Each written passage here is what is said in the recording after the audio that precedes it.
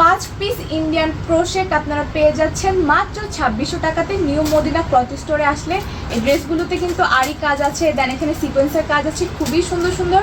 পেছনে দেখতে পাচ্ছেন অনেক ধরনের কালার আছে, আপনারা কিন্তু এগুলো নিতে পারবেন নিউ মদিনা ক্লথ স্টোরে আসলে।